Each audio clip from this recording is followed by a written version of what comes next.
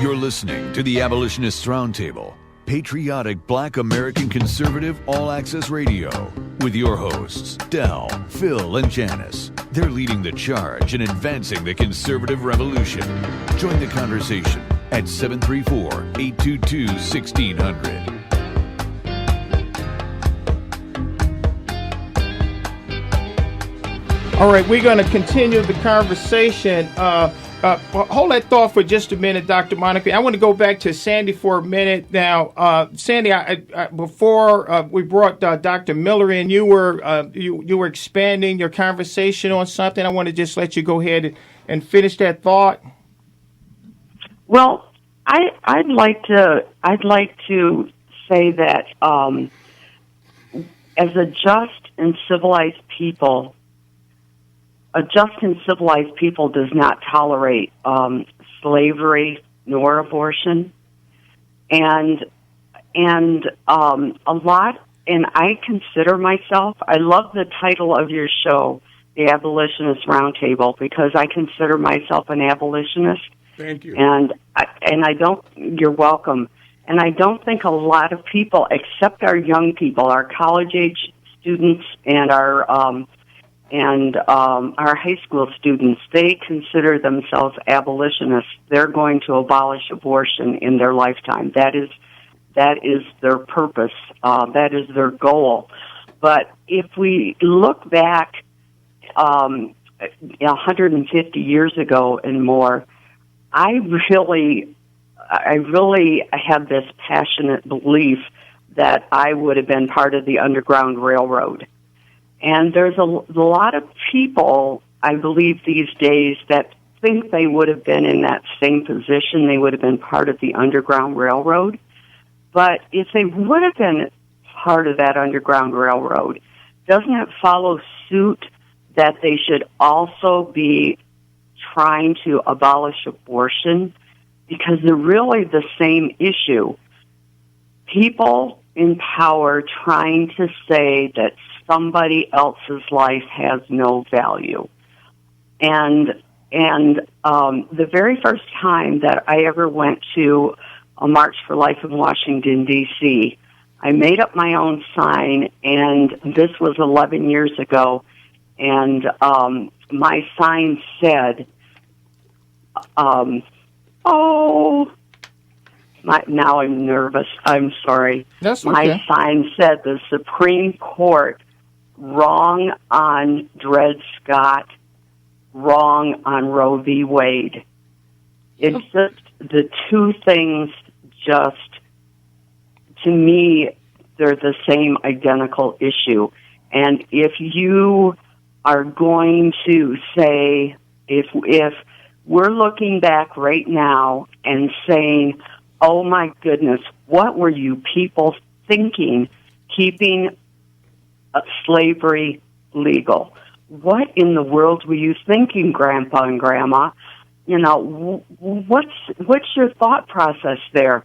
Well, 150 years from now, our children, great-grandchildren, are going to be saying, what in the world were you people thinking that you left abortion legal?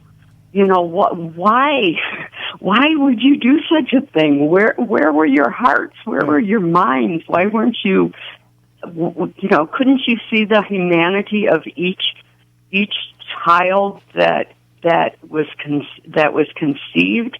And I think our great-grandchildren are going to look back at the days right now and say, you people stunk. Well, I think that's why Donald Trump brought up such an important issue, because it is important for us to lay some groundwork as to what we believe should happen once abortion becomes illegal, and that's what we're talking about right now. And so I'm really proud of all of us here on the Abolitionist Roundtable, and of course, Dr. Miller, you know I'm proud of you, and I know we also need to talk about your Planned Parenthood protests that are coming up on April 23rd. You want to talk about that a little bit, please? Right, absolutely. April 23rd is the next nationwide Planned Parenthood protest. And there are 13 Planned Parenthood clinics. Some of them actually do abortions. The other places, of course, refer for abortions. But there are so far 13 Planned Parenthood abortion clinics in the state of Michigan that will be picketed on Saturday, April 23rd. And I really, really hope that everyone who's listening to the sound of my voice right now will just come out and participate, get on the street, hold a sign. This is like the easiest thing you'll ever do as a pro-lifer, is to go out and hold a picket sign for a couple of hours. And we need to have that public witness, that public voice in support of the sanctity of human life, and let everyone know that Planned Parenthood is killing innocent unborn children and lying to women when they do it. And the harvesting of aborted baby body parts, they are still doing that, even though Cecile Richards, the national CEO,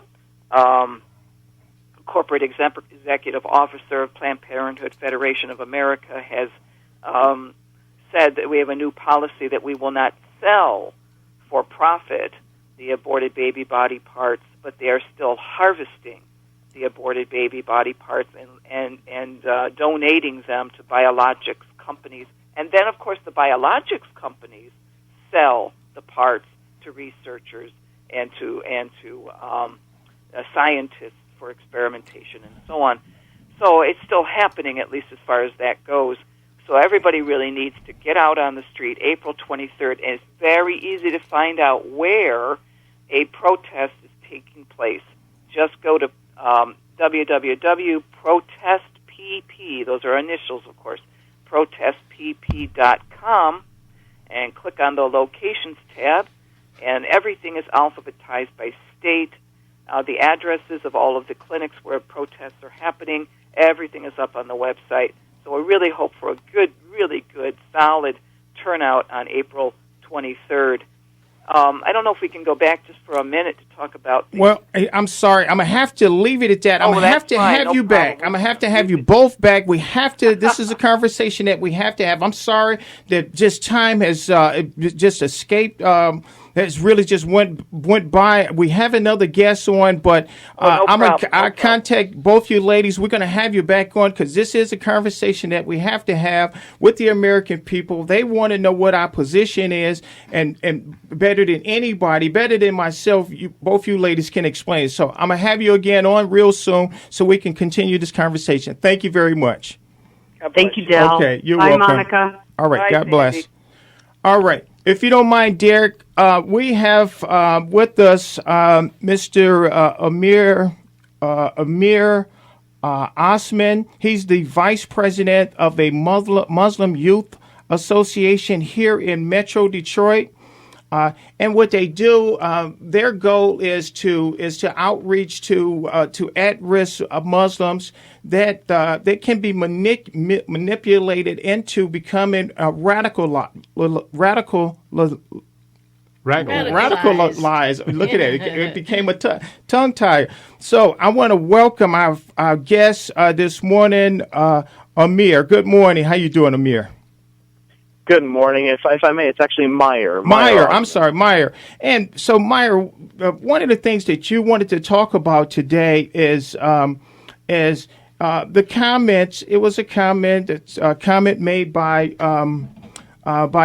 Ted Cruz and by Donald Trump, and their comment was. What was their comment? The comment was, about Muslims and that I know Ted Cruz made a comment about we should police, and then Donald Trump made a comment about that there's a high percentage of Muslims that hate America. Yeah, let me ask you something. What percentage of Muslims would you say that are radicalized? Wow. Radicalized. Yeah. I'm sorry, I'm a little tired-tongued today. Oh, well, first off, I want to say thank you so much You're for welcome. having me on. I really appreciate you giving us the opportunity and the chance to speak on this subject. Yes. So I represent the Ahmadiyya Muslim Youth Association, and we are an auxiliary, the youth wing of the Ahmadiyya Muslim community, who are Ahmadi Muslims who believe in the Messiah, Mirza Ghulam Ahmad of Qadian, India, We believe he was sent, to reform the Muslims of the age because they were unfortunately going astray. The issue that we see today when it comes to individuals being radicalized, when it comes to Muslims doing these unspeakable and horrible acts, it isn't because the religion of Islam is what is at fault. It is because those individuals themselves are at fault and undereducated. So to answer your initial question, though, yes. as to what percentage would we say Muslims are in fact radicalized or not, we would actually say that the vast majority of Muslims are not. And the reason for that is because there's, we know that there are 1.7 billion Muslims in this world. If it literally was a tenet of Islam to, as individuals may put it, to kill an infidel and blow yourself up by doing so, and by doing so you will have paradise, why aren't there 1.7 billion Muslims blowing themselves up? Yeah. Why well, here, let me ask you something real quick. Muslims are living peaceful lives. Yeah, hold that thought for a minute. I know. Okay, so we can say 99% are peaceful, but that 1%. I mean, if it's just 1%, what is 1%? 100 million. Or 1 million. That's still a lot of people, and we're talking about nationwide, and we can't ignore the fact. And again, I want to have you back, but let's be honest. We can't ignore the fact that not just in America, but all around the world, every day we're hearing about something, and so. In my perspective is that it's not that we hate anybody, but one of the things that Donald Trump was saying, and Phil has been saying too, that we should have a moratorium on all immigration right now. All immigration. We read a report a number of months ago where ISIS said that they were going to infiltrate the people that are coming in, the refugees. So I mean, we have to be honest about it. And that's all we ask. And let's be honest about this. We don't know who and when, but we can see it.